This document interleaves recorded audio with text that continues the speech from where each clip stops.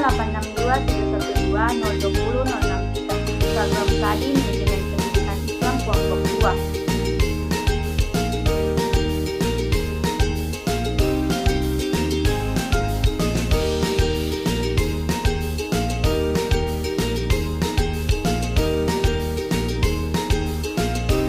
Pertama yaitu A. Pengertian implementasi kebijakan pendidikan. Istilah implementasi dalam Kamus Besar Bahasa Indonesia atau KBBI berarti pelaksanaan atau penerapan. Istilah implementasi biasanya dikaitkan dengan suatu kegiatan yang dilaksanakan untuk mencapai tujuan tertentu.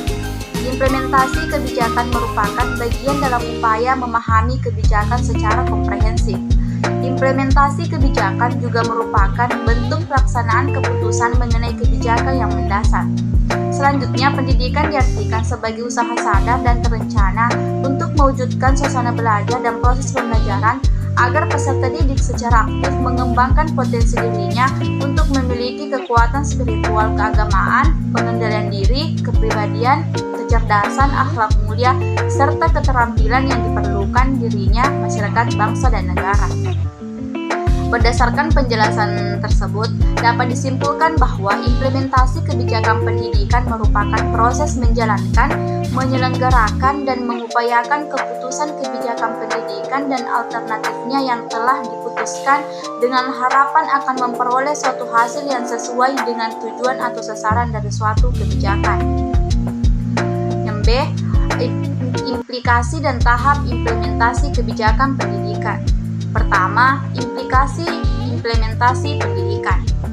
Implikasi dari kebijakan yang diambil mempersyaratkan dua hal. Pertama, sekelompok persoalan dengan karakteristik tertentu.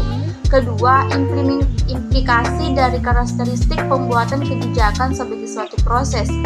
Jika dilihat dari sudut pembangunan pendidikan, maka implikasi kebijakan pendidikan adalah upaya peningkatan taraf dan mutu kehidupan bangsa dan mengembangkan kebudayaan nasional.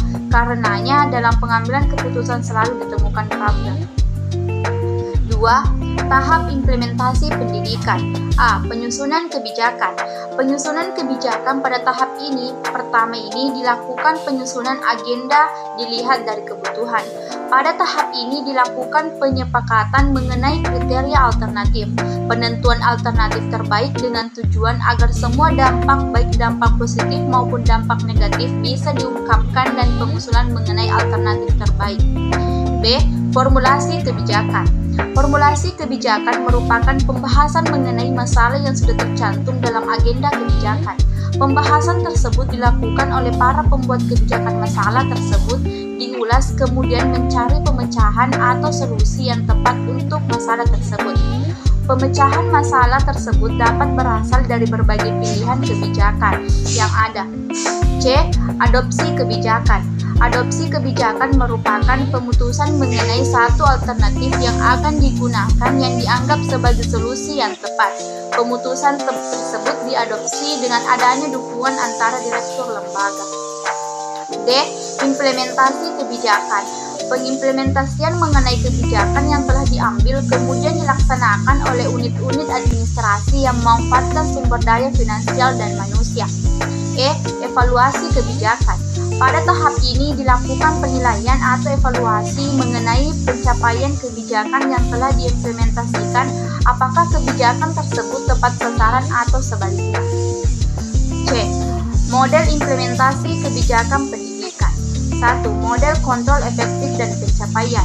Menurut model ini, pendekatan tahapan-tahapan kebijakan tidak dapat membantu untuk memahami proses dalam pembuatan kebijakan, karena pendekatan ini membagi suatu proses menjadi serangkaian bagian yang tidak artifisial dan realistis. Oleh sebab itu, dari sudut pandang ini, dalam implementasi dan pembuatan kebijakan menjadi satu proses yang sama. 2. Model politik administratif. Menurut model ini, tugas implementasi adalah menetapkan suatu mata rantai yang memungkinkan arah kebijakan umum direalisasikan sebagai suatu hasil dari aktivitas pemerintahan. Dalam hal ini, kebijakan pemerintahan diterjemahkan ke dalam program tindakan guna mencapai tujuan yang dinyatakan dalam kebijakan tersebut. Program tindakan itu sendiri dapat dijabarkan lagi ke dalam proyek-proyek spesifik yang mudah dilaksanakan. Yang terakhir, model integrated menunjukkan bahwa sukses implementasi ditentukan mulai dari formulasi sampai evaluasi, yang dengan sendirinya berarti ada keterkaitan antara proses politik dan administrasi. D. Pendekatan implementasi kebijakan pendidikan. Pendekatan-pendekatan mengenai implementasi kebijakan pendidikan meliputi 1. Pendekatan struktural. Secara umum dapat dikenali bahwa struktur yang bersifat organis sangat relevan untuk diimplementasikan kebijakan pendidikan. Ini sangat dimungkinkan sebab implementasi kebijakan pendidikan senantiasa berubah-ubah, terlebih ketika arus implementasi itu bukan linear. 2. Pendekatan prosedural dan manajerial. Pendekatan prosedural struktural dianggap relevan untuk proses implementasi kebijakan pendidikan, namun tidak begitu penting untuk mengembangkan proses dan prosedur yang tepat. 3. Pendekatan perilaku. Analisis keperilakuan behavioral analysis pada berbagai masalah manajemen yang paling terkenal adalah apa yang seringkali disebut para penganut aliran organisasi sebagai organizational development atau pengembangan organisasi. Dan terakhir, pendekatan politik. Pendekatan ini mengacu pada pola kekuasaan dan pengaruh yang terjadi dalam organisasi. Asumsi dasarnya tidak lepas dari proses kekuasaan yang terjadi dalam keseluruhan proses kebijakan. Materi terakhir tentang faktor-faktor penentu implementasi kebijakan pendidikan.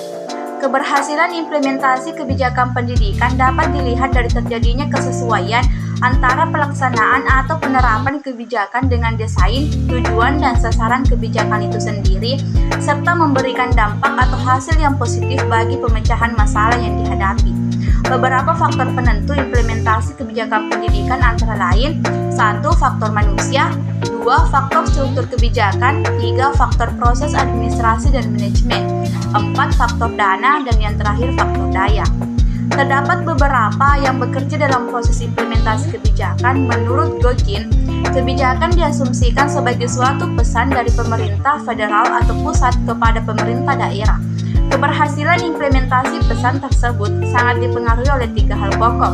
Yang pertama, isi kebijakan, meliputi sumber daya, manfaat kebijakan, serta ketertiban publik. Yang kedua, format kebijakan, terdiri dari kejelasan kebijakan, konsistensi kebijakan, serta penerimaan isi kebijakan. Dan yang ketiga, reputasi aktor, terdiri dari legitimasi dan kredibilitas aktor-aktor pemerintah daerah.